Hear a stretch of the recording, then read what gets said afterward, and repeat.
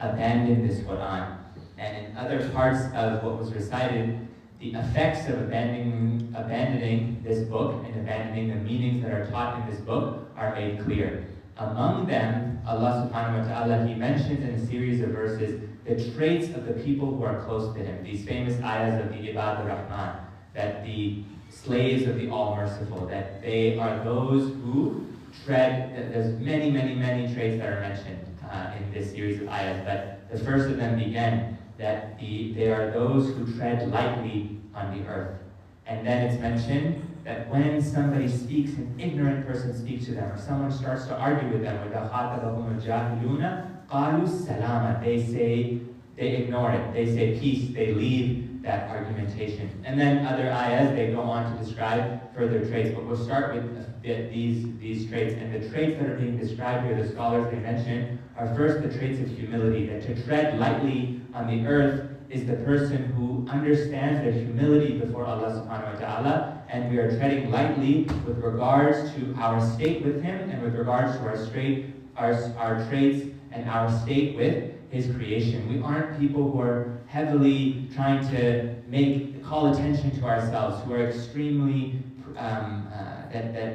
people of arrogance, and the opposite of treading lightly is someone who comes in a room and really wants to make it known that they're there, something that's often glorified in the media and in this society specifically. But in our religion, this concept of treading lightly on the earth is mentioned, and this relates that all the way to having a light carbon footprint, to actually being people who are humble and people of humility and people who are seeking to help others. When you imagine someone treading lightly, you can imagine that they're being very, very delicate in the way that they approach things, and being delicate. And this also has a delicacy of the heart, that a humble heart, a heart with khushu, a heart with presence, this is the type of heart that Allah Ta'ala likes. And it's mentioned then later on in some of the ayahs that were recited that the only thing that will matter on the Day of Judgment, not mal and not children, not wealth, not children, not all the adornments of this world, إِلَّا مَنْ أَتَى اللَّهِ بِقَلْبٍ سَلِيمٍ, except the one who comes to Allah with a sound heart. And then in other ayahs, Allah describes what is this sound heart, what is the trait of the people who have a sound heart. Ultimately, our religion is about traits. It's about establishing these traits. We're not just trying to do this whole thing so that we can get a bunch of points and all those points are calculated, and if we win, we go in the right direction, and if we lose, we go in the wrong direction. Those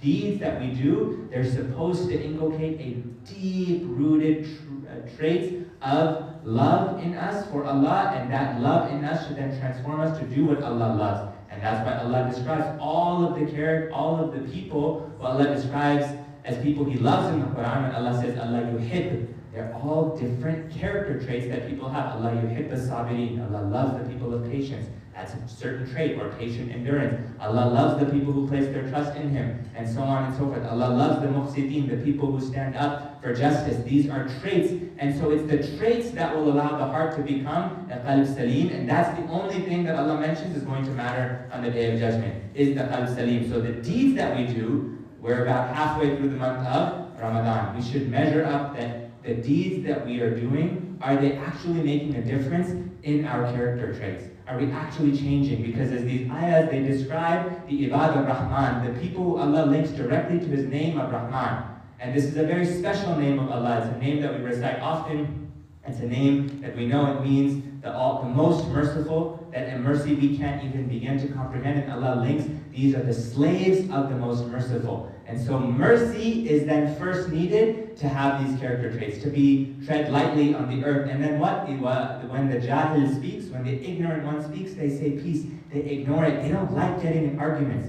They restrain their nafs from getting in arguments. As is mentioned in Surah Al-Imran, that those who قَادِمِينَ الْغَيْبِ وَعَفِينَ عَنَ النَّاسِ, that they restrain their anger and they pardon people. That as soon as someone takes a jab at them, if we're the type of people who someone jabs at us and we throw 10 jabs back at them, we're not applying these ayat. We have to restrain ourselves. Someone takes a jab at us, just, okay, no, I'm going to ignore it. Not because I'm weak, not because I can't take it, not because I don't have any spine, no, but because this is what my Lord prescribes as the people who are close to Him and the people of the slaves of the All-Merciful. So this is a type of trait. It's very difficult to do, as we know. It's super hard to hold the tongue.